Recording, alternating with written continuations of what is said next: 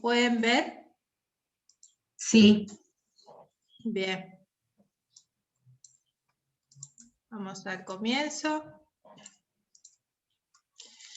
Bueno, en primer lugar agradecerles, como siempre, a ustedes que me convocan a ser parte de esta tarea y que hace mucho tiempo yo conocí a algunas hermanas que de la congregación de ustedes que estaban aquí en las cuevas y en esto de poder hablar de la trata de personas, de cómo trabajaban, y en realidad me abrieron sus puertas y a partir de ahí, bueno, seguimos en comunicación, y la verdad que felicitar también el trabajo que vienen desarrollando en prevención, no solamente en trata, sino en otras temáticas vinculadas a las distintas formas de violencia que hoy está latente, lamentablemente, en una forma transversal y también globalizada. Bueno, hoy nos convocaron con Pablo para tratar el tema del grooming, pero me gustaría antes hacer una introducción para poder entrarnos bien en el tema de dónde viene la palabra en sí grooming, y que antes del grooming hay otros hechos que están vinculados a esta problemática, que lamentablemente en épocas de pandemia ha aumentado en un 45% a nivel nacional, justamente por los riesgos que se tienen las redes sociales.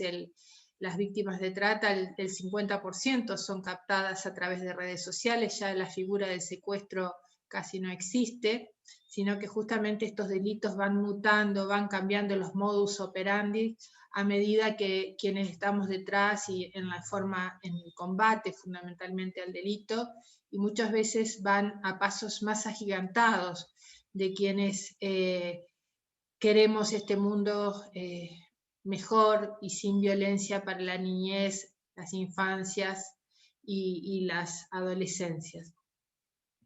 Primero, hacer una introducción hablando de lo que son las tecnologías que se denominan TICs, tecnologías de la información y comunicación.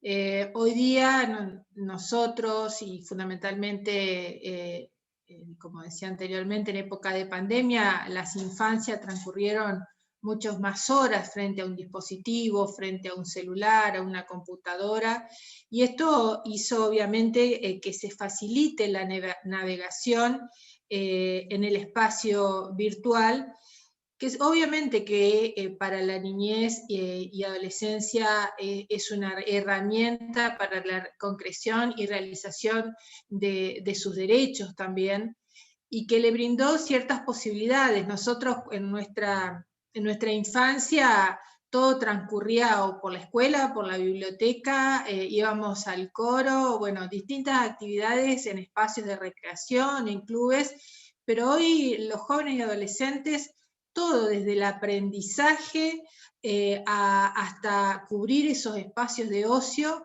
pasan por navegar en la virtualidad. Los juegos también, que tienen cierto grado de peligrosidad y de riesgo, también pasan a través de las redes sociales. Es decir, hoy lamentablemente tenemos que decir que estas infancias y adolescencias son nativos de ese mundo virtual, y que en lo que fue del 2020, lamentablemente se triplicaron los hechos de violencia que se denomina violencia digital a niños, niñas y adolescentes. Atacando fundamentalmente a los datos personales, a lo que es su privacidad. Y en esto la Convención de los Derechos del Niño y la Niña habla claramente cómo podemos ir viendo la madurez progresiva y diferente que tiene cada niño entre sí y con otros, y por lo tanto los menores de 13 años no tienen la madurez necesaria para brindar ese consentimiento en cuanto al tratamiento de los datos personales, y fundamentalmente cuando detrás de ese dispositivo o de ese celular hay una persona desconocida o con un perfil falso, y que en la mayoría de los casos, cuando hablamos de grooming o de acoso, son de adultos. Por eso muchas veces existen estos, en lenguaje, como decimos, no común, no corriente, las políticas de privacidad que van poniendo ciertas redes sociales, como los cookies, la entrega de datos, y el uso fundamentalmente de estas técnicas invasivas también van hacia el pedido de fotografías, de la utilización de las cámaras web, invitando siempre a compartir información que es totalmente privada para esa infancia o esa adolescencia. Por eso es necesario también tener en cuenta los adultos el uso de filtros de seguridad y bloquear algunos sitios que lamentablemente llevan a este tipo de delitos. Para continuar,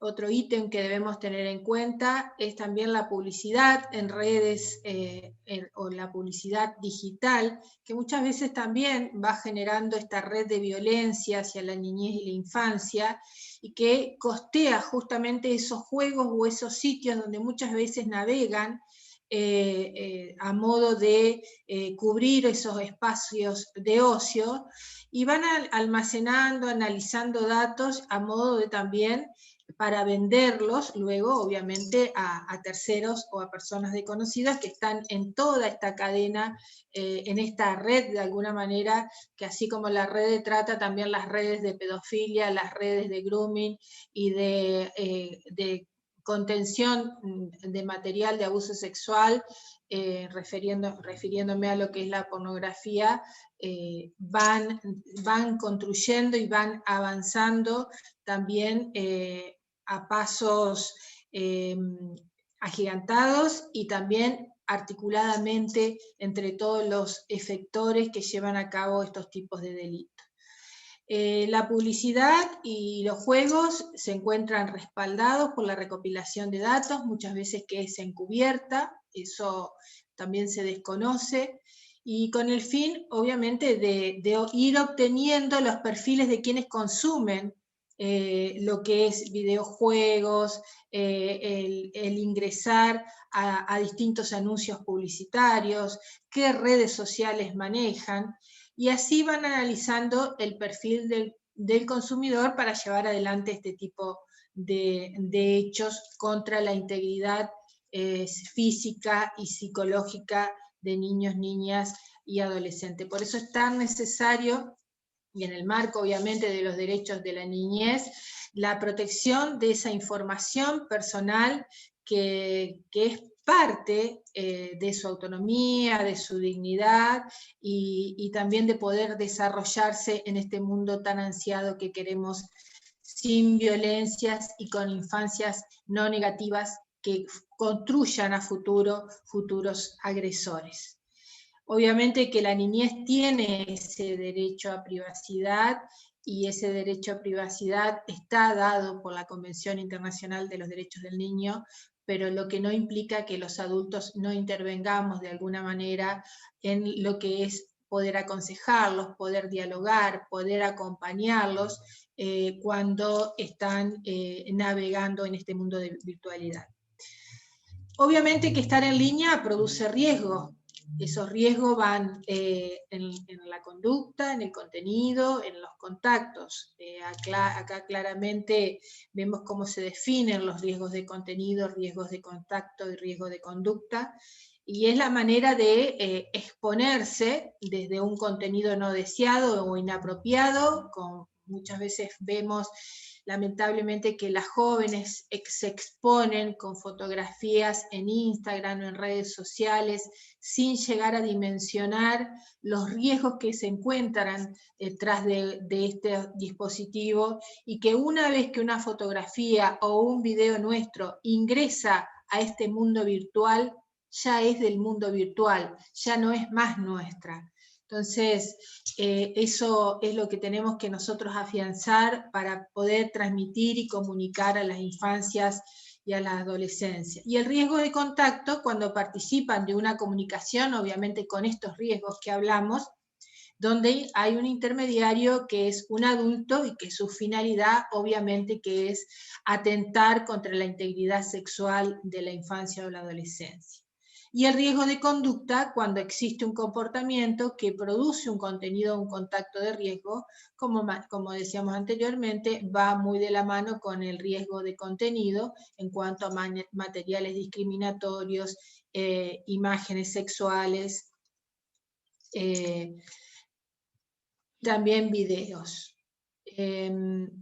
Para avanzar, y antes de entrar a lo que es el grooming, muchas veces hemos escuchado hablar del bullying y cuando, incluso como adultos, nosotros decimos, nos hicieron bullying. No, en realidad los adultos no nos hacen bullying. El bullying deriva, como lo dice ahí, del inglés y traducido a español, es el acoso escolar intimidador. Se da entre pares, entre niños o niñas y adolescentes. Es referido justamente al acoso escolar. Cuando nosotros hablamos hacia los adultos, tenemos que hablar o de moving, o el síndrome del burnout, cuando se dan los ámbitos laborales, por ejemplo, que puede ser el acoso psicológico, el acoso sexual, también obviamente la violencia laboral en ese marco, o lo que es el síndrome del burnout, que es cuando no llegamos a tiempo muchas veces de poner en conocimiento de lo que estamos atravesando de algún tipo de acoso, y la persona, son tan fuertes las secuelas psicológicas que le va produciendo lo que es el moving, que llegan a... he conocido a compañeras que han padecido situaciones de moving y de persecución, de acoso sexual, de acoso verbal, discriminatorio, y que la han llevado a una persona de pesar normalmente 60, 70 kilos, pesar 40 kilos, y a producirle fuertes secuelas psicológicas, que es lo que tener la cabeza quemada, que es lo que denomina el burnout, y que lamentablemente también está en los adultos. Por eso quiero hacer la diferencia cuando nosotros hablamos y decimos nos hacen bullying. No, el bullying es entre pares, entre niños, niñas y adolescentes que obviamente reciben entre sí ese maltrato. Las formas de bullying pueden ser verbal, físico, social, sexual o acoso, que es ahí donde nosotros vamos a hacer referencia para poder hablar del grooming, y lo que es el ciberbullying.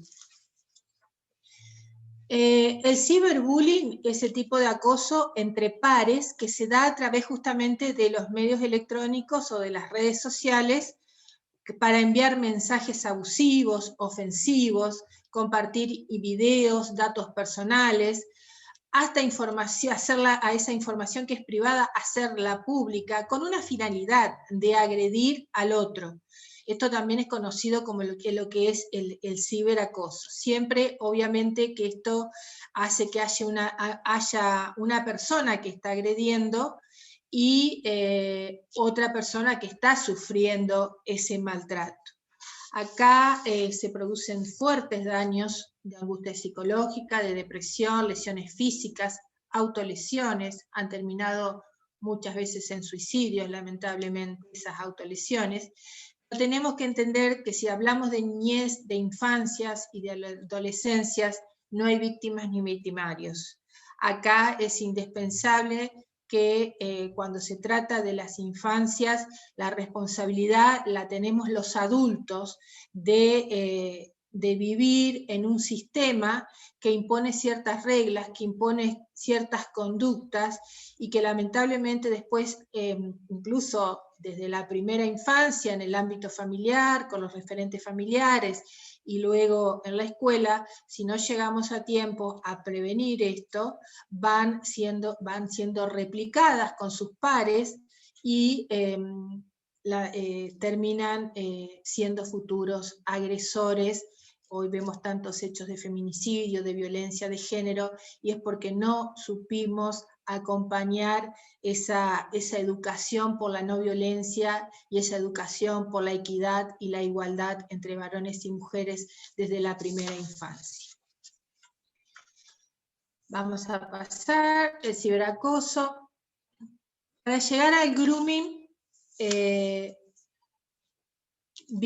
quise hacer esta breve introducción para entender en sí cuál es la diferencia entre también la terminología cuando hablamos del ciberespacio o de esta navegación en el mundo virtual.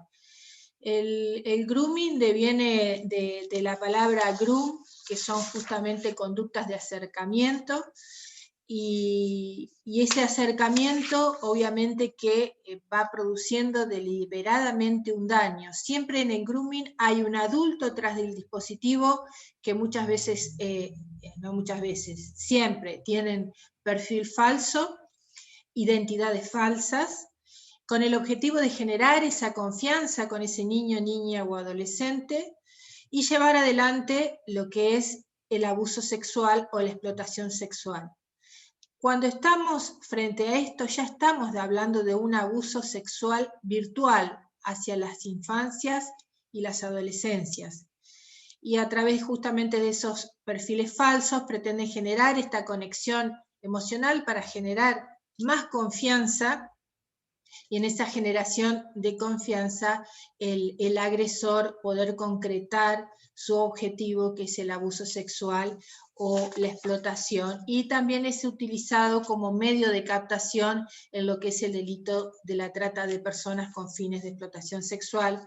Por eso no es casual que en épocas de pandemia el delito de grooming ha incrementado en un 45%, y el delito de la trata es como que se ha mantenido o no se han incrementado la cantidad de operativos, de allanamientos, porque justamente van cambiando los modus operandi, van cambiando, van mutando las maneras de captación, y hoy podemos decir que el grooming también se ha convertido en una manera de captación de niños, niñas y adolescentes para lo que es el delito de la trata. El grooming tiene fases. Una de ellas es el primer contacto que hacen, el acercamiento por parte del acosador, que dice una edad que no es real, muestra una foto que no es la de él, sube videos, fotos falsas en realidad, y también en esto lo que va haciendo es buscando esta empatía y esta generación de confianza para poder aprovecharse de esa niña o niño que está detrás de esta red social y de este dispositivo.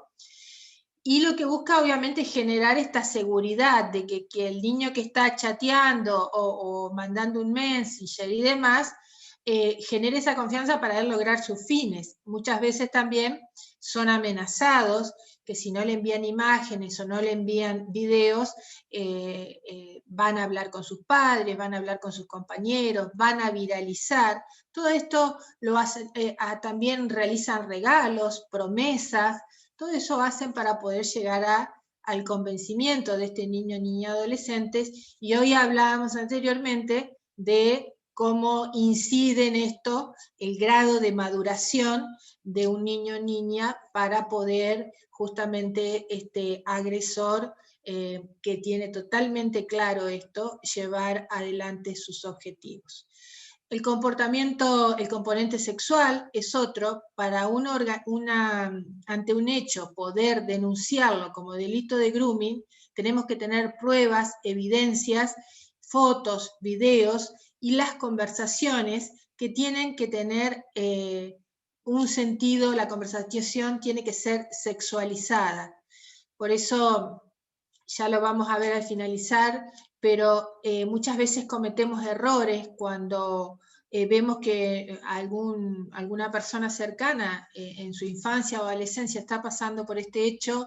Lo primero que intentamos es bloquear al agresor, agredirlo, amenazarlo, y no debemos hacer eso. En realidad debemos tomar cartas en el asunto, los adultos, seguirle la conversación, a este adulto agresor que tiene una finalidad, y en esto enseguida hacer capturas de pantalla de toda esta conversación o de lo que está sucediendo en la red social o en el WhatsApp, que también es otra modalidad, ingresan con números falsos, e inmediatamente hacer la denuncia. Por eso es fundamental no bloquear para poder generar prueba, y hoy día tanto las fuerzas de seguridad como también la justicia tiene mecanismos necesarios para poder avanzar en una investigación y detectar lo que se denominan los ID de esos dispositivos, y de hecho se han desbaratado grandes bandas vinculadas al grooming y a la pornografía. Y bueno, y el ciberacoso obviamente que es en el marco del chantaje. El chantaje, lo que hablamos anteriormente, es amenazarlo en que va a difundir su imagen, la va a viralizar a través de redes sociales, y obviamente que en ese camino lo que hace es intentar por lo menos lograr sus objetivos. Los acosadores tienen un perfil, tienen un patrón, y es el acosador directo, es el que participa en forma directa, chateando, hablando y estableciendo este contacto, buscando esta confianza con esta infancia o adolescencia. El oportunista es el que va eligiendo con tiempo. Nosotros en los estados de las redes sociales muchas veces escribimos: estoy mal, estoy bien, me pasó tal cosa. Es lo mismo que cuando muchas personas se van de vacaciones y ponen me fui de vacaciones, publican que están en otro lugar, y a la media hora tienen ingresando en su casa personas a delinquir y a robar o a realizar un hurto. Lo mismo sucede en este sentido con el acosador oportunista. Analiza toda la red social de la futura víctima. Primero, mira sus estados, si su estado considera que es de fácil vulnerabilidad, va a ser la potencial víctima para este agresor. Y el específico es el que obtiene imágenes sexuales y contactos directos con esta víctima, y que se le denomina el pedófilo en lo que es cuando hablamos de abuso sexual. Bueno, lo que decíamos anteriormente, bueno, el Internet nos cambió la vida, creo que en un sentido positivo, por hoy incluso poder estar hablando con todos ustedes a través de una pantalla, y que nos facilitó en épocas de pandemia poder seguir con nuestras tareas cotidianas, pero también negativo en lo que hace a este tipo de delitos, y cómo se vincula las nuevas tecnologías, las redes sociales, con lo que es la trata de personas como medio de captación, utilizando este engaño, estas falsas promesas de trabajo, buscando la confianza. Hoy lo hablamos anteriormente, cómo claramente las víctimas de trata de personas en un 49% son captadas por redes sociales. Esta captación normalmente se hace a través de engaños, de falsas promesas de trabajo, de métodos de enamoramiento, de generar esta confianza y como dicen los adolescentes, hacer el novio. Y facilitar algunos trabajos como el modelaje, ser promotoras, en esto de poder más fácilmente captar la atención de la víctima, y así poder ir logrando los objetivos. La estrategia que siempre se utilizó, y que obviamente no es novedad, también reside en la edad, y ahí tenemos una intervención, los adultos, que muchas veces cometemos errores de hasta cambiarle la edad a ese niño o esa niña para que puedan acceder al Facebook, al chat, o también a otras redes sociales como Instagram o Twitter, porque estas redes, justamente para evitar este tipo de acoso y de abuso sexual virtual, tienen un límite de edad para poder ingresar, y muchas veces los papás y mamás lamentablemente le cambian la edad para que puedan acceder a una red social. Para ver cómo podemos relacionarnos el grooming con la trata de personas, la explotación sexual infantil, obviamente que es una de las más graves violaciones a los derechos humanos fundamentales, y esto claramente lo vemos definido en la ley 26.364, que luego, si ustedes recuerdan el lamentable fallo Marita Verón, el movimiento de mujeres salió a la calle y logramos también la modificación que habla del consentimiento de la víctima. Hoy no existe esa palabra cuando se encuentra una víctima tanto de trata o de grooming, no importa la edad, sino que justamente todas son víctimas, y también se saca lo que es la figura de mayor o menor de edad. En este sentido, claramente ahí lo vemos en el artículo 2, cómo se define a la trata de personas, que parte del ofrecimiento y de la captación. Ese es el punto que tienen en común con lo que es el delito de trata. El grooming es utilizado como método de captación para lo que es la trata de personas. Y si vamos al inciso C, cuando se promueve, se facilita o se comercializa la prostitución ajena o cualquier forma de ofertas de servicios sexuales ajenos, y en el inciso D, cuando se promueve, se facilita o comercializara la pornografía infantil o cualquier otro tipo de representación específica en contenidos de material de abuso sexual. Hoy tratamos de ya no hablar más de pornografía sexual, sino de infantil, perdón, sino de materiales de abuso sexual contra las infancias y adolescencias. Bueno, nuestro Código Penal, estos contenidos de abuso sexual están tipificados y están contemplados en el artículo 128 con una pena de 6 meses a 4 años a quien lleve adelante este tipo de hechos en todas las fases, de quien lo produce, lo financie, lo ofrece, lo capte y lo divulgue. Y obviamente una niña, niño, adolescente menor de 18 años. ¿Cómo podemos detectarlo? Debemos prestar mucha atención a los comportamientos, a los cambios en realidad de comportamientos, de conductas que muchas veces tienen estas infancias o adolescencias, que fundamentalmente los docentes, yo siempre reivindico su tarea porque son los primeros en detectar estas situaciones. Y obviamente que en el ámbito de la familia se van observando estos cambios de conducta en el humor, tienen altibajos, pasan de la alegría a la tristeza, o sea, son señales que debemos aprender a ver y a escuchar.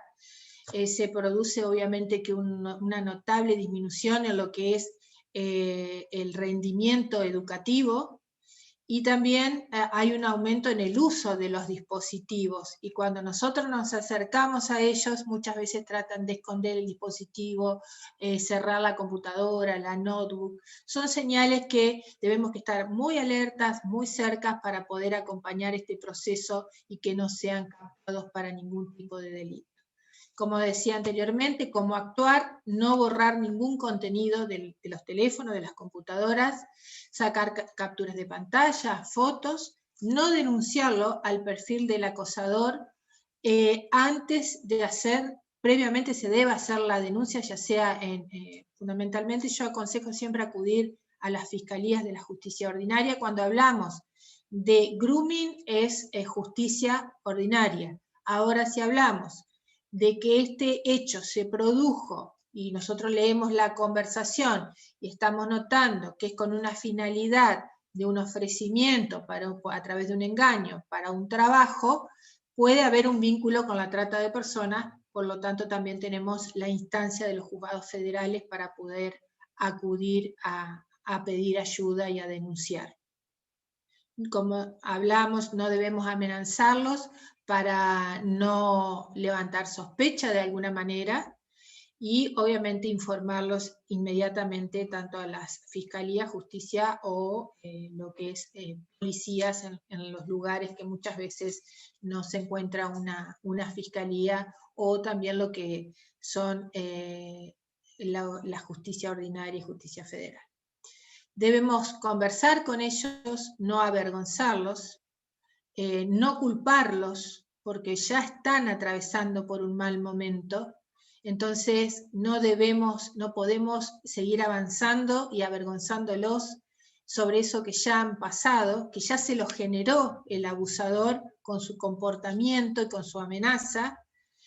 Debemos de alguna manera tener control sobre esas redes sociales, quizás cambiar las claves de acceso, reconfigurar su privacidad. Hoy en Google hay aplicaciones para configurar esa privacidad de las redes sociales, y obviamente no revictimizarlos. Eso es fundamental. Saber escuchar, no es lo mismo oír que escuchar, aprender a escuchar lo que le está pasando al otro o a la otra, saber ponernos en el cuerpo del otro o de la otra, sin en esto de llevar adelante una revictimización, y obviamente acompañarlos en todo este proceso, demostrándole nuestro amor y nuestra confianza. Para dejarles, porque ya estoy con los tiempos, para que ustedes lo busquen, UNICEF hace recomendaciones. Tranquila, Silvina, tenés un ratito. Tenés un ratito, si querés. Bueno, UNICEF lleva adelante una cartilla, una guía de recomendaciones que ustedes las pueden googlear, son como herramientas de prevención en el ciberdelito o en el grooming, y justamente apuntan a lo que decíamos anteriormente, a reforzar este diálogo con los niños, con las infancias y adolescencias, apostar de generar esta confianza que es tan necesaria para que nos puedan contar a nosotros, que nos vean como, no solamente como sus padres, como sus adultos, sino que también esta confianza de que puedan sentir que lo podemos acompañar en estos procesos, y brindarles también esto del conocimiento sobre los riesgos que existen dentro de este mundo virtual, de este espacio donde circula lamentablemente cada vez más el ciberdelito. Y inculcarles obviamente esta mirada crítica y reflexiva que deben tener frente a las redes sociales, y la actitud que deben tomar ellos si atraviesan o pasan por alguna situación de estas características. Son una serie, una batería de herramientas, así que ustedes las pueden buscar para que les sirva de material y también leerlas tranquila, obviamente. También otra normativa que le quiero dejar es la ley 26.904. Nosotros tenemos una ley provincial que fue la primera en Argentina antes de la ley Mica Ortega, que genera un programa justamente de prevención y concientización del grooming contra niños, niñas y adolescentes, que ese programa obviamente apunta a los espacios curriculares, que Pablo seguramente va a hacer referencia a la importancia de la ESI en este tipo de delitos desde el autocuidado, ¿no? Desde la pedagogía del cuidado, que él va a hablar de esto.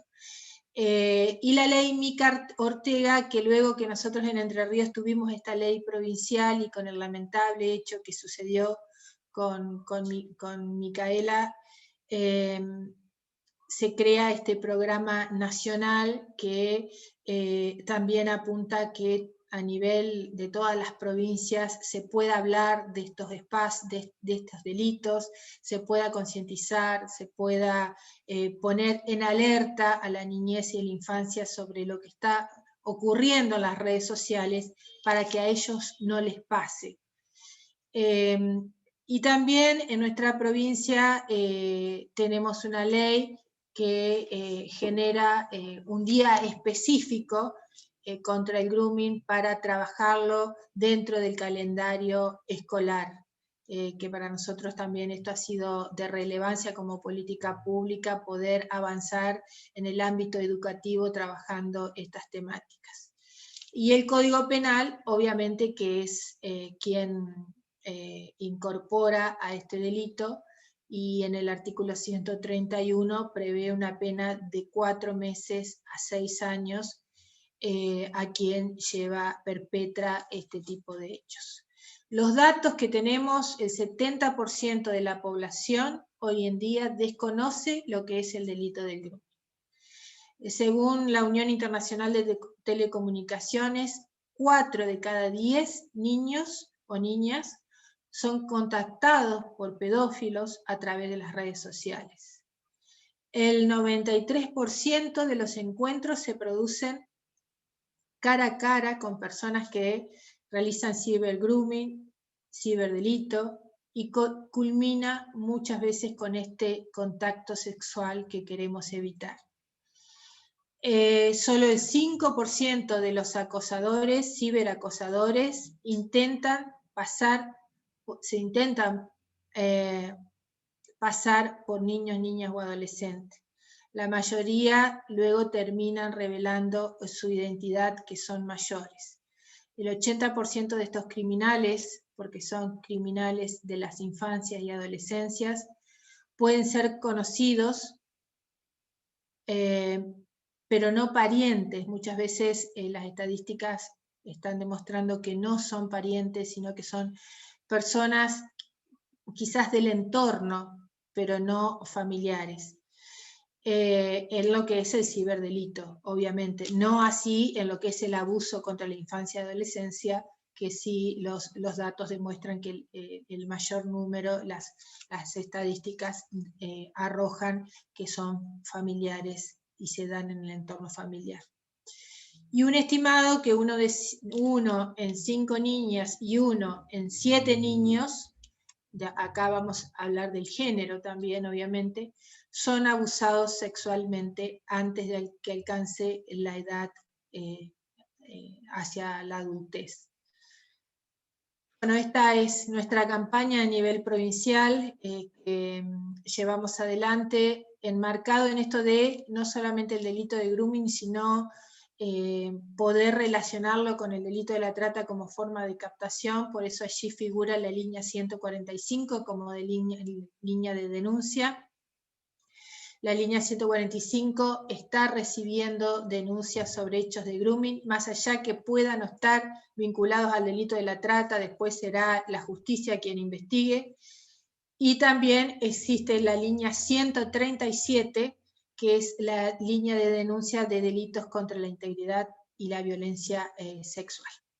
Bueno, muchas gracias, espero haber sido clara, traté de ir lo más rápido posible y quedo a disposición para consultas.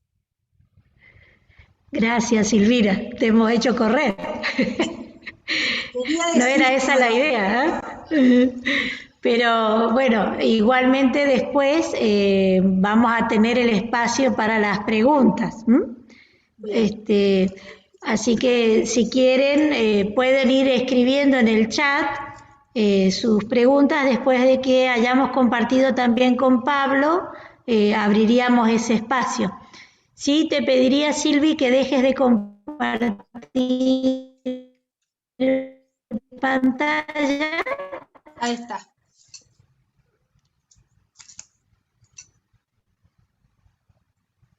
Siempre sos muy clara, muchas gracias. Y ahora, bueno, como hace ya un ratito que estamos sentados, los voy a invitar a... Mala conexión de tu internet. ¿Se ¿Yo? escucha? Sí.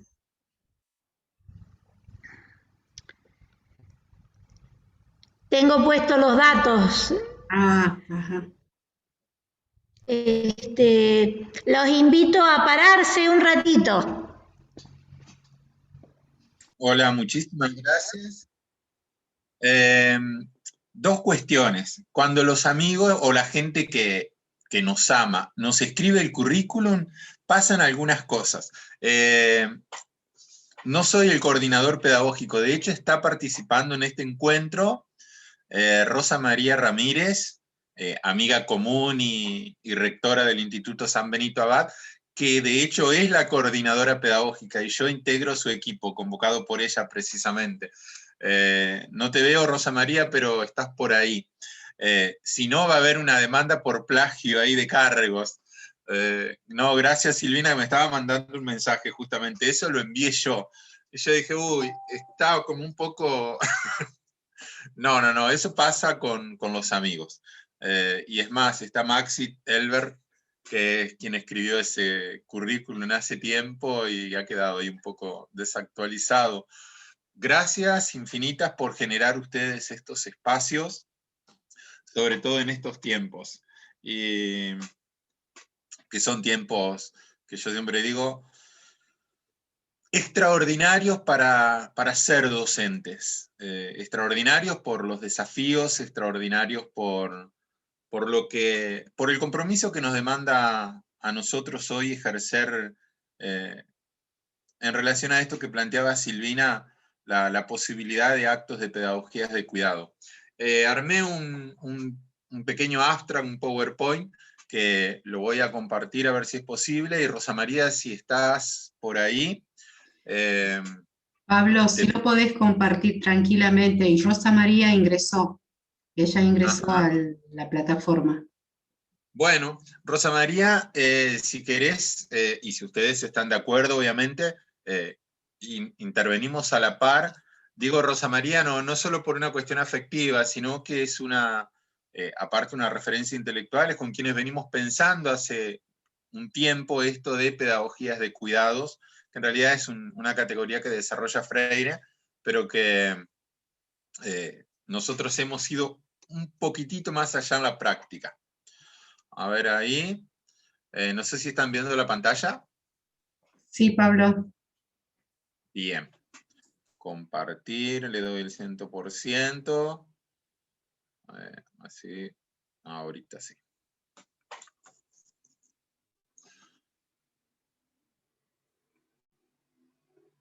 Bueno, eso ya lo dijeron. Yo no sabía cómo habían armado todo esto, y cuando Silvina me dice, se lo envié, yo dije, uy. Bueno, en relación a esto que Silvina planteó tan claramente, que Argentina ha tenido, sobre todo en la década anterior, un fuerte avance de Estado. Cuando digo Estado, entendiendo la Constitución jurídica que regula las relaciones humanas en las naciones, entendiendo que Argentina, si bien no es un Estado plurinacional, pero sí le da rango constitucional a las naciones de los pueblos originarios o precolombinos. En ese sentido, Silvina me dice que no se ve el power. ¿Se ve o no se ve? Mensaje a compartir, pero no se ve, Pablo. Quedó colgado. A ver, ¿por qué no? Dejo de compartir y vuelvo. Mi pantalla se está viendo, lo que no entiendo es por qué no lo pueden ver ustedes. A ver, intento otra vez. Va de nuevo. Si no, se lo paso a alguien para que lo comparta desde el... selecciono otra vez.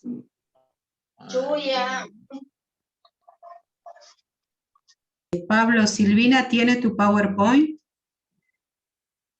No. Si no, Bueno, ahí estoy compartiendo. sí, hace doble clic para que podamos verlo, porque se ve solamente Pablo empezó a compartir. Lo que no entiendo es por qué está en pausa. Sí, me aparece acá en la pantalla que está en pausa. Sí. Y no entiendo el por qué. Les paso el PowerPoint a alguien para A que... Silvina, pasale a Silvina y ella lo puede proyectar. Silvi, te lo paso.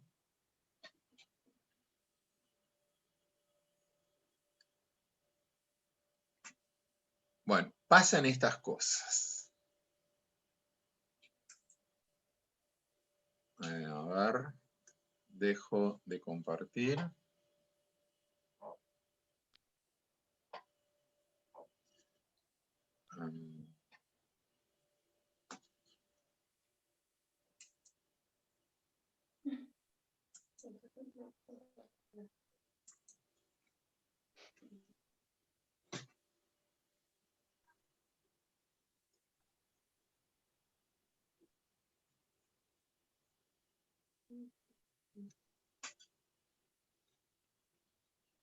Bueno, mientras tanto alguien puede poner música, ya que eso estaba bueno, decíamos con Silvina, mientras está este pequeño bache.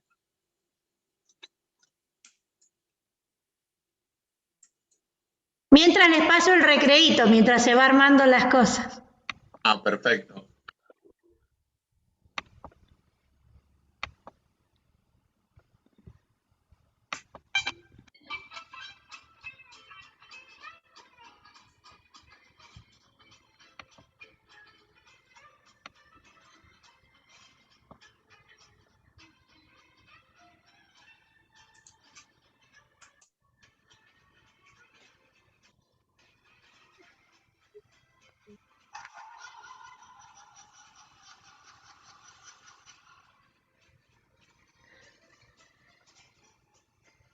¿Están viendo los chistes?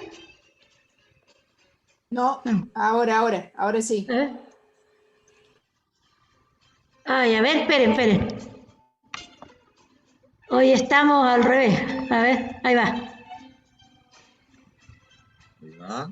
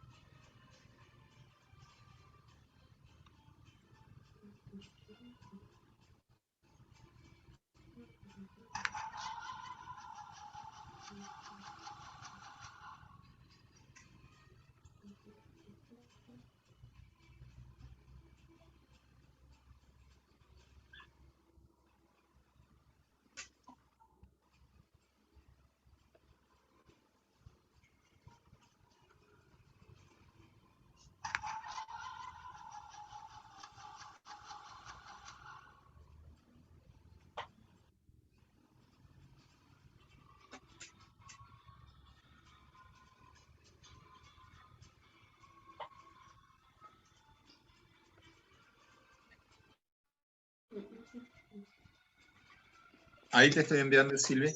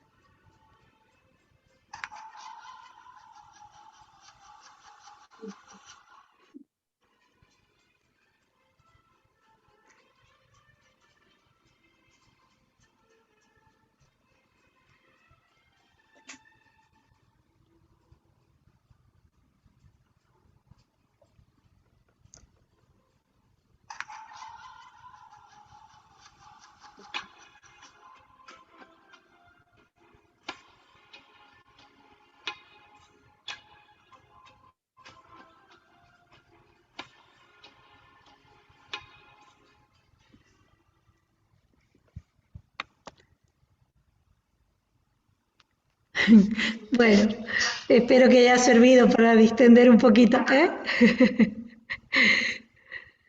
Muy bien. ¿Ya estará lista la Silvi con el Power? No, estamos teniendo problemas de conexión de internet. Acá al menos yo creo que está... No me ha llegado nada. Bueno, y Pablo, si nos hablaras, aunque no lo veamos, y después lo mandamos. Bueno, yo como esa cosa de ser maestro, de querer que todo sea como está planificado, que todo salga perfecto. Pero un segundo, insisto, a ver, Silvia está... Bueno, si no, iba a usar una frase, no se puede. A ver. No, Silvi, no estamos... Yo tengo problemas de conexión. ¿No lo podés adjuntar?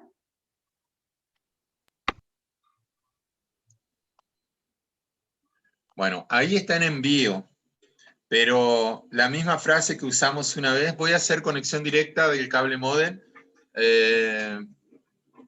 porque no, me parece que WhatsApp no está funcionando con el... A ver ahí, Silvi.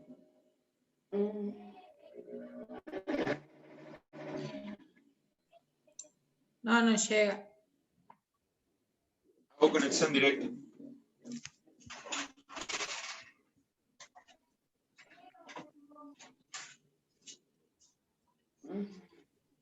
Eso, Silvia, es porque hoy lo llamé por teléfono y no me atendió. Si no, estaríamos organizados. Ah, bueno. A ver. Si vamos a empezar a pasar facturas acá, no. Bueno, retomo, claro, mi conexión de internet es inestable. Ahí hice conexión directa al cable módem. Fíjate, Silvia, ahí se supone que llegó. Ahí llegó, voy a arrancar y yo lo voy bajando. Listo, dale, perfecto. Vuelvo acá.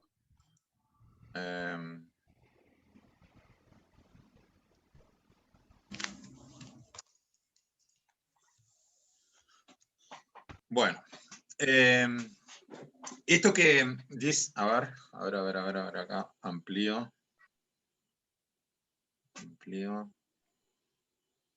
Ahora sí.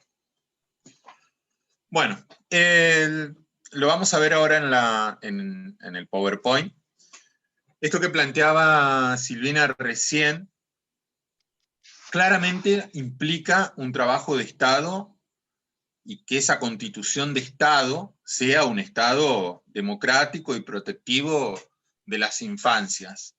Yo señalaba que sobre todo en la década anterior hubo un fuerte avance de esta constitución de Estado en términos de conquista de derechos. A ver, que estén los enunciados en términos de constitución de Estado no necesariamente significa que esos enunciados se constituyan concretamente en derechos ganados.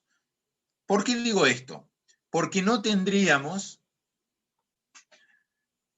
los índices que enuncia el último informe UNICEF Presidencia Argentina, que son los datos que pasó Silvina recién, que son terribles, y realmente, o como plantea el informe Treibó de 2019, casi como un axioma, que una de cada 5 niñas, que uno de cada 5 niños está en situación o sufrirá, lo plantea así, abusos antes de llegar a la edad de adulto.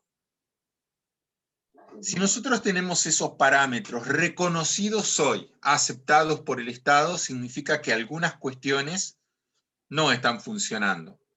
Aún teniendo conquistas de derecho en términos de Estado, como la Ley de Infancias y Juventudes, la Ley de Protección Integral de los Derechos del Niño, Niña y Adolescente, que precisamente plantea la infancia, pone a la infancia como sujeto de derecho y pone como interés superior el bien del niño, niña y adolescente. Bueno, si tenemos eso, entre otros marcos mucho más amplios, no tendríamos por qué tener estos porcentajes que, con el agravante de la pandemia mundial y la crisis sanitaria, sumado a esta crisis económica, vuelve otra vez a estar la infancia en situación de vulnerabilidad. Se produce esta especie de disociación entre los enunciados jurídicos del Estado y los porcentajes que mostró Silvina recién. ¿Cuál es el rol que le cabe a la escuela entonces? Bueno, alguien bostezó. Pensar en términos de pedagogías de cuidados implica reconocer un Estado que garantiza derechos, que pone a las infancias como sujetos de derechos y como entidades protectivas, y por el otro lado, nos posiciona a quienes asumimos el rol de educar ante este desafío de qué vamos a utilizar como herramienta para educar en términos protectivos de las infancias. Y claramente ahí volvemos al Estado. La Ley Nacional de Educación y toda la llamada, las 26, como decimos habitualmente, Ley Nacional de Educación Sexual Integral, Ley de Protección Integral de los Derechos del Niño, Niña y Adolescente, o Ley Barbiroto, nos desafían a los docentes y ponen en tensión qué debe enseñarse en la escuela hoy. El documento número 6 que emitió el Consejo Federal de Educación en agosto del año pasado, y al que todas las provincias adhieren, documento entre otros armado por la doctora Puigros, recuperan 5 categorías de abordaje: el trabajo colaborativo, la educación sexual integral, los derechos humanos, la educación ambiental y el trabajo cooperativo. Vuelve esta idea de ciudadanía a poner a las infancias en el lugar de relación con la escuela, de una escuela que brinde herramientas de lenguaje para tener infancias que hablen, infancias que puedan pensar esta dimensión de temporoespacialidad que planteó Silvina, que no está pudiendo pensar el niño y niña que hoy está en situación de cuarentena. A ver, ¿de qué manera puede pensar el niño el tiempo-espacio en las redes sociales si desde ningún punto de vista la escuela le está enseñando a construir las relaciones de ese tiempo-espacio? Ejemplo, una foto que un adolescente envía como parte de su lógica de relaciones humanas con otros pares, ¿qué significancia adquiere? ¿Puede ese niño, ese adolescente, pensar el impacto que va a tener en 10 años, en 15 años, en 20 años? Si la escuela no empieza a pensar, como diría Saki Asasen, esta geografía del no lugar. ¿Qué maneras están utilizando hoy nuestras infancias para relacionarse? Y los procesos pedagógicos que encara el sistema educativo, ¿tienen vínculo con estas formas que las infancias y adolescencias se están gestando para relacionarse?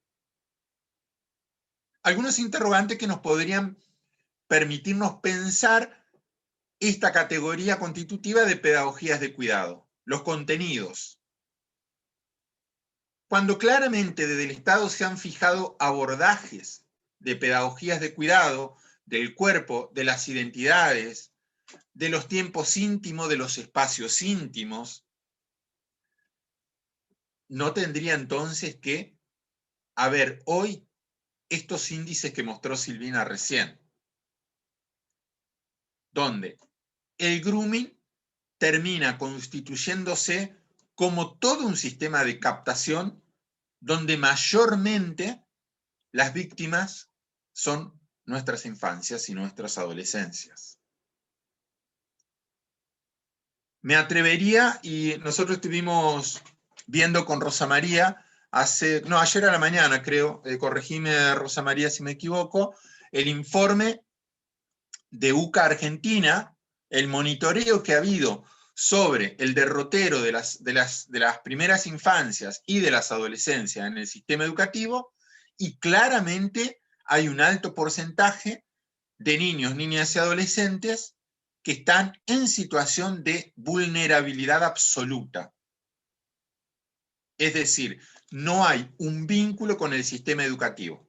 Y aún aquellos que tienen vínculo con el sistema educativo, los contenidos que se están abordando en este momento de cuarentena sanitaria por la pandemia mundial, no apuntan a brindar herramientas que le permitan a esos niños, niñas y adolescentes a expresar lo que siente, expresar lo que le pasa, pensar los tiempos y espacios de la modalidad virtual.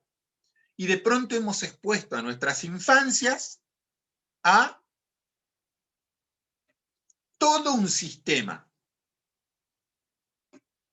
de tiempo y espacio, comúnmente llamado virtual, que como vemos de virtual tiene poco y nada al momento de pensar los daños. 49% de denuncias, es decir, aumentó el 49% de denuncias de acoso por Internet. Y el informe de UCA para el monitoreo de las vulnerabilidades de las infancias y adolescencias habla de un 74%. Bueno, eso no son datos fríos. Claramente son interpelaciones a pensar qué contenidos nos desafía este tiempo de pandemia para desarrollar pedagogías de cuidado. Si hay 5 ejes de abordaje sugeridos por el Estado-Nación Argentina, y nosotros seguimos, ejemplo, en primer año, enseñando sustantivos, que no quiere decir que en otro momento no sea válido, ¿no? Pero ¿cuándo aprenden nuestros niños, niñas y adolescentes a contar una situación de abuso si nunca construimos en ellos herramientas de lenguaje para expresar lo que sienten, para narrar lo que les pasa? Bueno, claramente ahí aparece otro indicador pedagógico que tiene que ver con una didáctica del diálogo. Una didáctica que permita pensar estas temporoespacialidades de modalidad virtual que después tienen un impacto en estos, que se ven en estos porcentajes que anunció Silvina recién. ¿Y eso a qué nos lleva? A poner el acento de la responsabilidad, como enuncia el Estado, no en los niños, niñas y adolescentes, sino en el Estado y en los adultos y en las agencias del Estado que se constituyen en los adultos que tenemos responsabilidades ante nuestras infancias. Y ahí aparecen contenidos. ¿Cómo vamos a abordar estas pedagogías de cuidado con los diseños curriculares que tenemos que enuncia la Ley Nacional de Educación y que cada distrito educativo adapta? No vamos a dejar de enseñar lengua y literatura, sino que vamos a abordar las nuevas tecnologías como contenido desde este enfoque de pedagogías de cuidado. El uso responsable de las nuevas tecnologías en su enseñanza es responsabilidad del adulto, no del niño. Construir ese andamiaje de lenguaje que le permitan al niño expresar lo que siente, lo que piensa, como enuncia la Ley de Infancias y Adolescencias, pone otra vez a nuestras infancias en esta categoría de sujetos de derechos.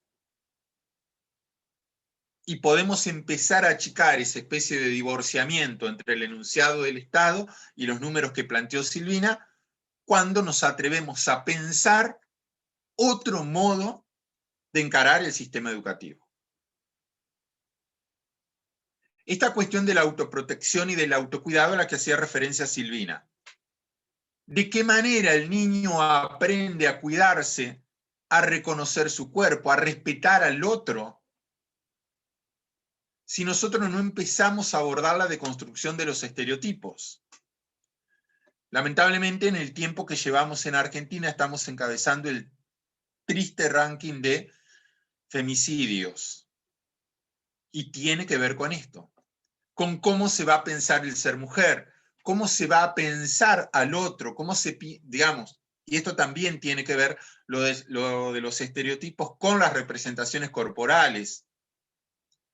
Hay un avance notorio que tiene que ver también con hábitos no saludables de alimentación, la comida chatarra, no solo la cuestión genética de que genera la obesidad. Y trae también aparejado lo que comúnmente se ha definido ahora como la gordofobia, donde las redes sociales encuentran el campo ideal para la expresión de lo que definió Silvina como el ciberacoso, que tiene que ver con la expresión sobre el cuerpo, las representaciones étnicas y discursos que circulan todos los días en las redes sociales, que lamentablemente en nuestro país han tenido en un tiempo no muy lejano un uso político para construcción de poder, y que justamente ayer hablábamos con Rosa María cómo hay sectores que hacen bandera de estos reaccionarismos que toman las calles. Entonces, no es casual. Ahora, la pregunta es, ¿dónde nos posicionamos nosotros como educadores ante estas interpelaciones? Digo, hago un recorte grosero, lo asumo así, de contenido. Seguimos enseñando un estructuralismo en plena pandemia, digo, por tomar lengua y literatura, que es mi campo más habitual de trabajo. Seguimos enseñando, ejemplo, por tomar contenidos que son comunes en todo el país. En tercer grado de la escuela primaria, enseñamos el departamento, la ciudad, pero totalmente deshabitada de identidades culturales, de representaciones, de los estadios de violencia que muchas veces atraviesan esos habitantes y sobre todo las infancias. Bueno, esos interpelantes se supone deberían hacernos pensar en qué estoy enseñando y por qué lo estoy enseñando. Y en este sentido, las redes sociales, como aparece ahí la imagen, ya lo definió Silvina, así que no voy a poner a definir. Pero nos brindan dos posibilidades. Achicar la brecha digital, por un lado, utilizamos los docentes WhatsApp y todos los canales posibles para poder acercarnos, para poder enseñar, pero también nos obliga a repensar estas relaciones de temporoespacialidad en una dimensión virtual que termina no siendo tan virtual, donde el niño, primero por su lógica de pensamiento, no está pudiendo pensar el tiempo-espacio de la virtualidad, y tampoco lo va a poder pensar a largo plazo, si la escuela no lo aborda. Inclusive está ocurriendo con los adultos. Este sistema capitalista está pensado para extender la adolescencia en términos de mano de obra y demás, y de consumo, pero no voy a detenerme en eso. Digo, la escuela claramente cuando aborda en geografía las representaciones espaciales, los circuitos productivos, los procesos de producción, digo, tomando cualquiera de los diseños curriculares de los 24 distritos educativos que componen el sistema educativo argentino, tomando contenidos comunes. Si Silvina habla de datos concretos de referencia de situaciones de captación, es decir, trata de personas en la primera fase, claramente nosotros desde el sistema educativo debemos abordar a través de los contenidos que fijan los diseños estas cuestiones. Cuando hablamos de priorizar contenidos, que apareció muchísimo en casi todos los documentos oficiales ahora, no es dejo de enseñar esto, sino tener en claro que la demanda que hoy interpela el sistema educativo tiene que ver con formación y construcción de herramientas de cuidado y autoprotectivas. Lo que están viendo en la pantalla, ya se detuvo Silvina en eso. ¿Cómo podemos pensar desde tecnología, desde lengua y literatura, desde matemáticas, desde geografía, desde historia, estas situaciones que se están planteando? Las situaciones de acoso que tienen que ver con pensar los estereotipos, abordarlos. Ese niño que se siente no conforme con su cuerpo, porque hay un bombardeo mediático de construcción de los llamados estereotipos de género, estereotipos corporales. A ver, si sos varón te cabe determinado rol, donde hay determinados modelos, básicamente con construcciones heteropatriarcales a seguir. ¿Y qué pasa con quien no tiene la delgadez que nos imponen los medios masivos de comunicación? Pero resulta que si tomamos como contenido primer año de la escuela secundaria de cualesquiera de los distritos educativos del país, uno ve que se aborda propaganda, publicidad, narrativa, textos informativos. Bueno, desde ahí, desde esos contenidos, abordamos de construcción de estereotipos. Cómo las publicidades abordan y generan y producen determinados estereotipos corporales. ¿Cómo va a procesar ese adolescente que no encaja, según su visión, en ese estereotipo? ¿Y cómo lo expresan las redes sociales? Estoy triste. ¿Quién motiva algo? Miremos las redes sociales que usan nuestros estudiantes. Ahora, a eso también lo están viendo los ciberdepredadores. Cuando uno de nuestros niños, de nuestras niñas, coloca un estoy triste, porque es su modo de expresarse el que este sistema está instalando y al que la pandemia obligó a potenciar, alguien también está haciendo una lectura de ese estoy triste. Alguien lo va a hablar. La pregunta obvia es ¿quién? Silvi, en eso ya vos ampliaste claramente lo mismo. Y queda bien claro, a ver, en este sentido, que la construcción desde el sistema educativo, en términos de pedagogías de cuidado, es parte de construir herramientas de lenguaje y de potenciar una cultura del diálogo.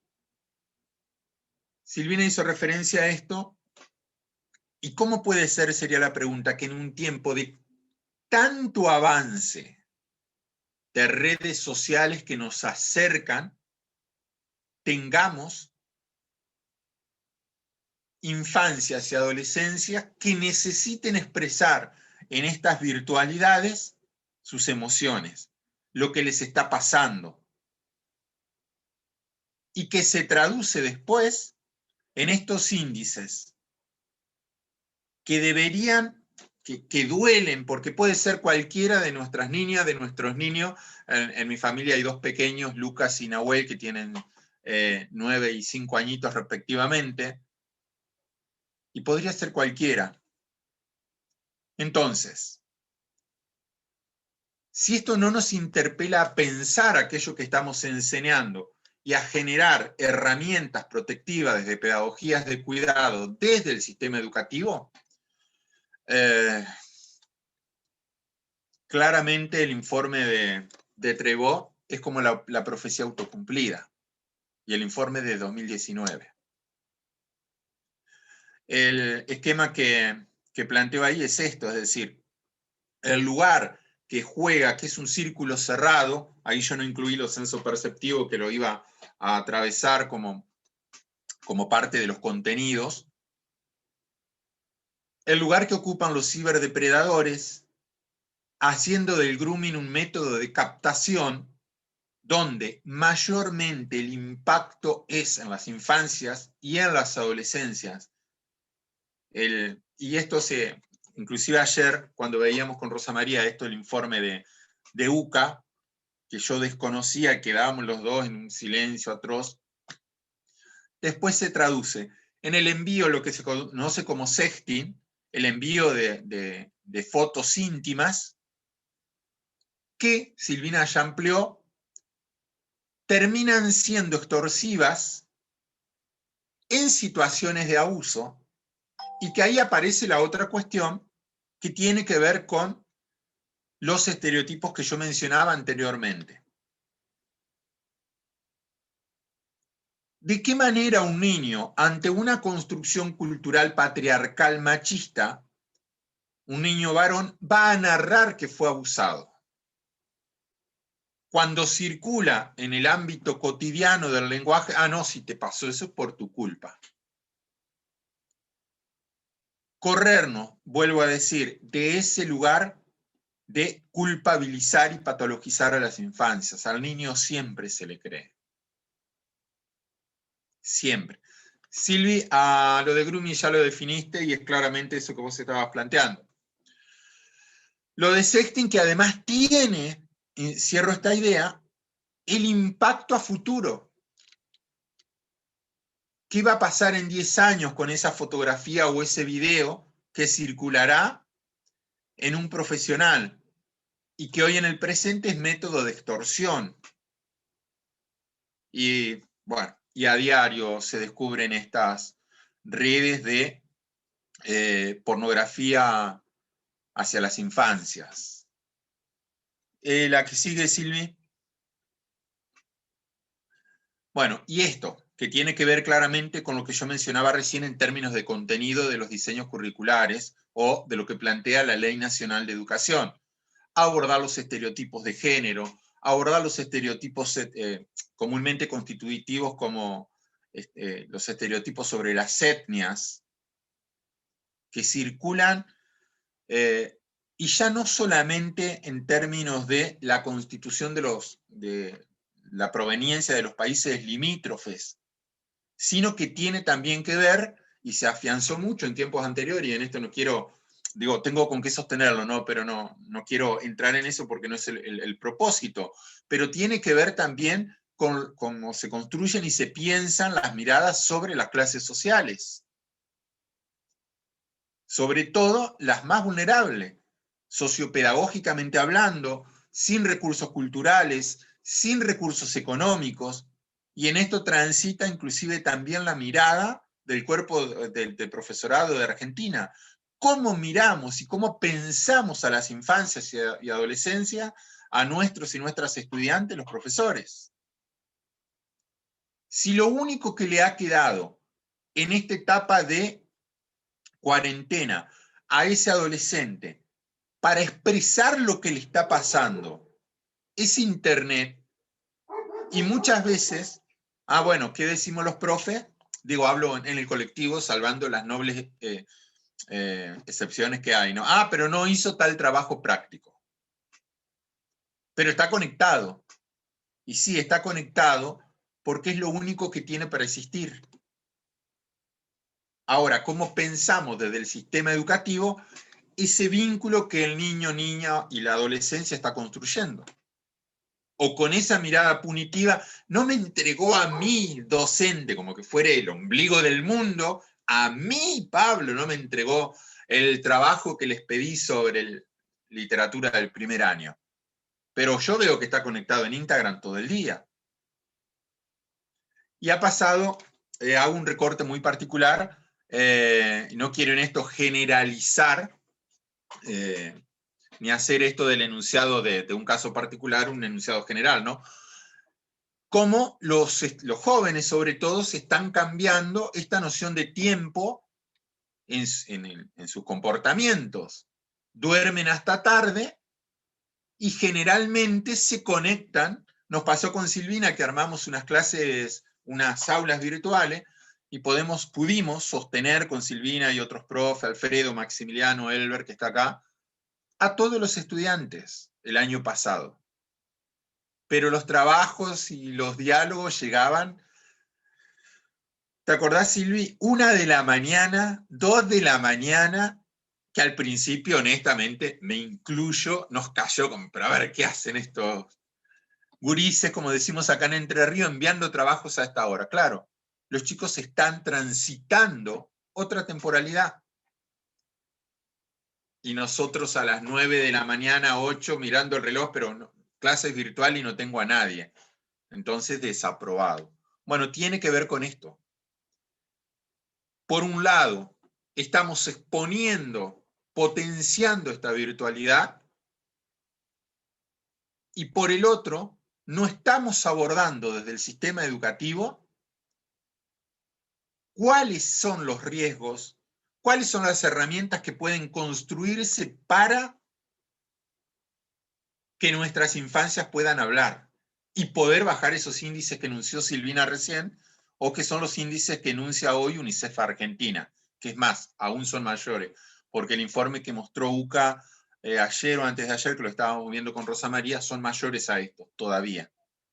Habla de una franja etaria de la primera alfabetización, primero, segundo y tercer grado, del 74% en situación de vulnerabilidad sociopedagógica.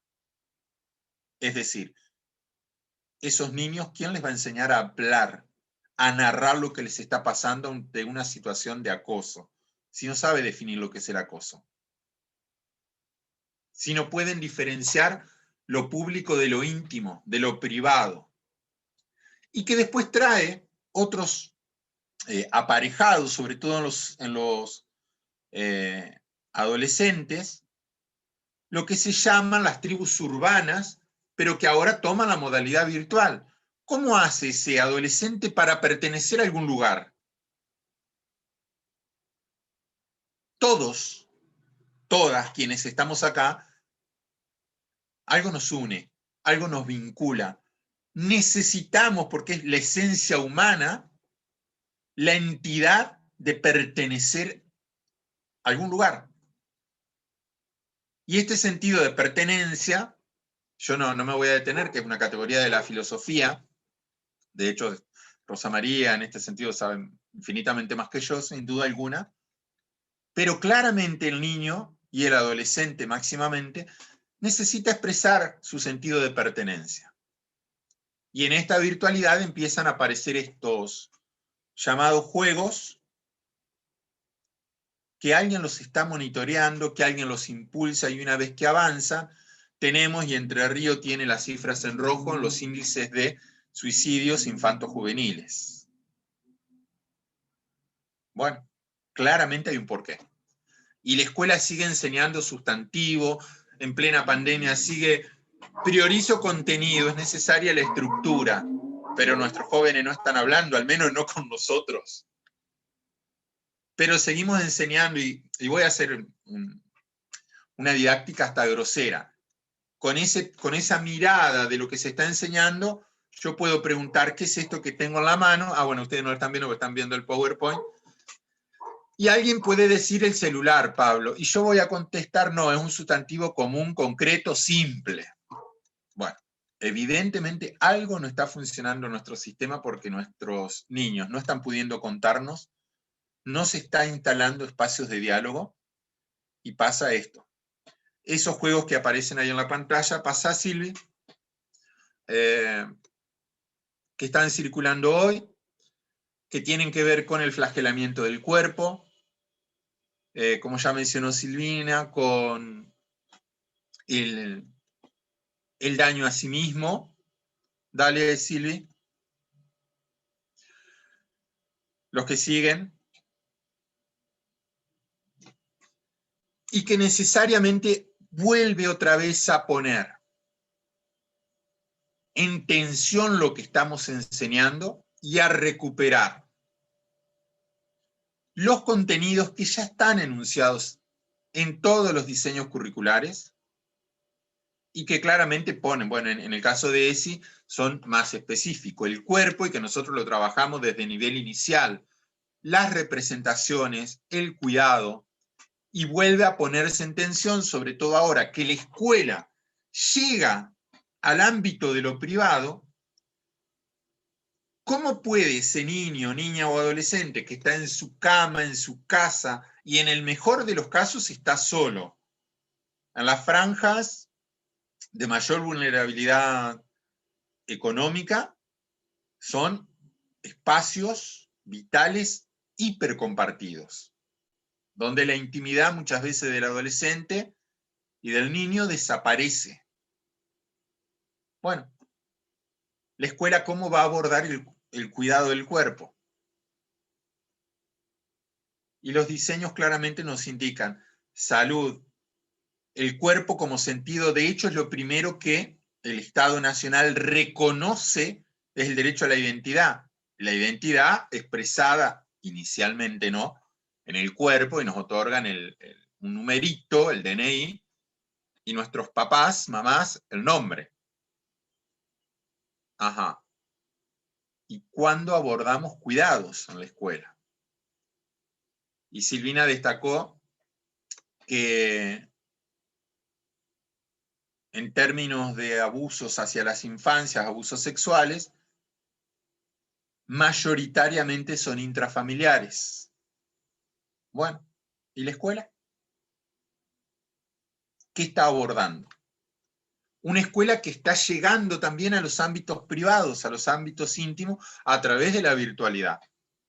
Entonces, ¿el niño puede procesar esa ida y vuelta como un adulto? Y obviamente que no. Y para ir cerrando, no sé cómo esto con el tiempo, claramente se recupera desde los mismos diseños curriculares en términos de pensar una didáctica sustentada en pedagogías de cuidado, el respeto a las identidades diversas, el fortalecimiento de la autoestima, la deconstrucción de los estereotipos sobre los cuerpos, esto que decía recién, sobre las etnias, sobre la construcción genética del cuerpo, los vínculos con la familia, cómo va a pensar la escuela los vínculos con la familia, como una carga donde todo es negativo. Hoy leía, me llega así de las tantas cosas que llegan una nota, no voy a entrar en polémica, ¿no? Pero una carta que ha escrito una docente con una carga simbólica muy negativa sobre las infancias, sobre los adolescentes, sobre todo del Gran Buenos Aires, donde ella se ha viralizado, donde siente que no la respetan, que no le escuchan, que nada les importa. Bueno, pero estamos viendo claramente, si no, no estaríamos hablando de redes sociales y de grooming hoy, que los niños y los adolescentes, las adolescencias, están utilizando las redes sociales, algo nos están diciendo. Entonces no es que nada les importa. Claramente nos están diciendo algo.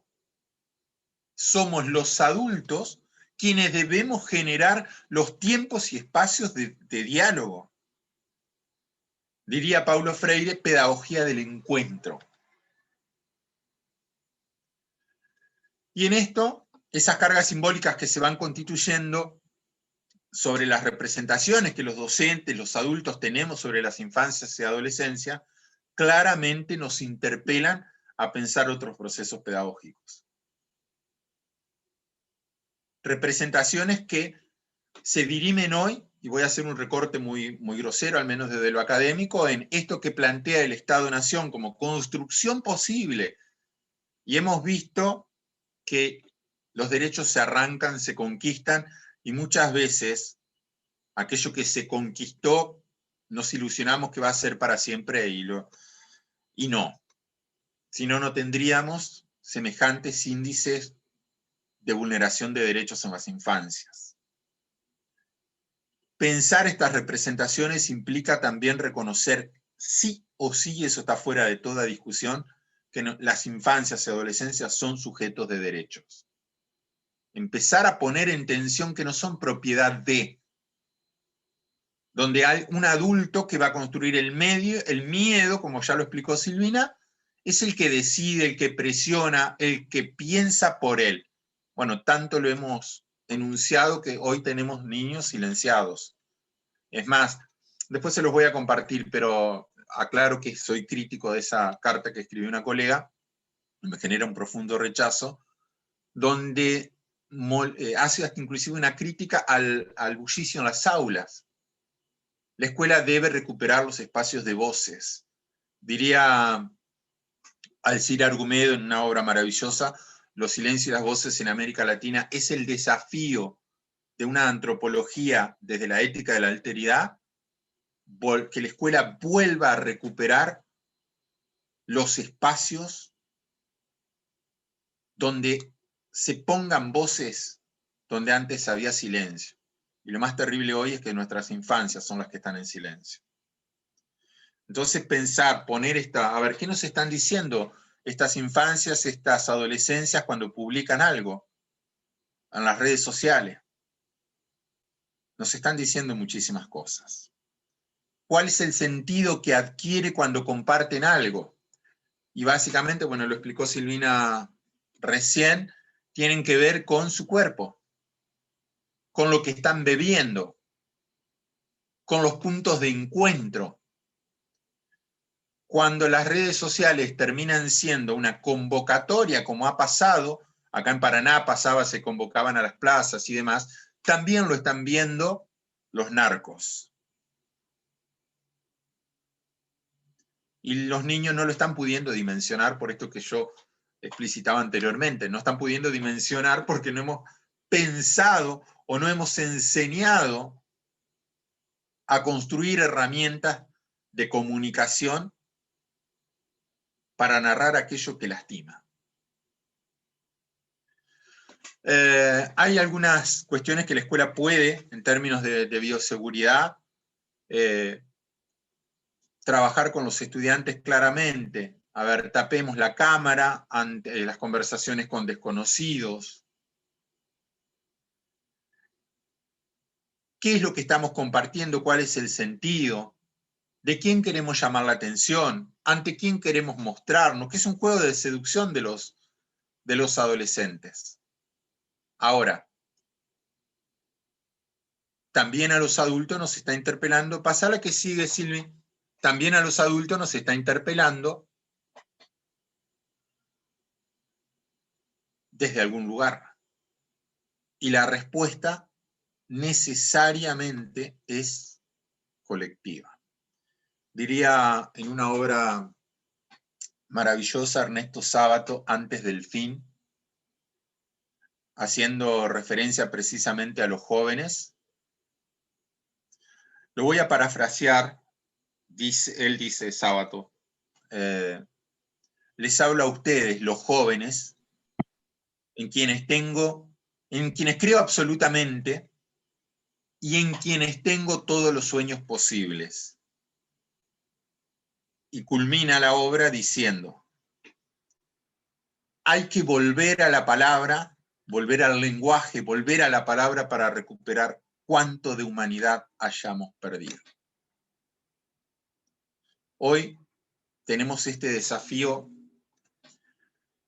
que es profesional, pero que también es ético, que implica una ética de la alteridad y que nos pone a nosotros, los adultos y a los educadores, en el inmenso privilegio de poder torcer destino y cambiar esas cifras espantosas que difundió ayer el monitoreo de UCA y que acaba de mencionar Silvina. Tenemos esa posibilidad histórica de torcer destinos. Yo siempre digo que los maestros y maestras tenemos el raro privilegio de influir en la vida de otros. Bueno, hoy ese raro privilegio tiene nada más y nada menos que el desafío de poder evitar otra situación de abuso, otra situación de trata, y como diría Sábato, tenemos la posibilidad de volver a la palabra para recuperar cuánto de humanidad hemos perdido. Muchísimas gracias. A disposición.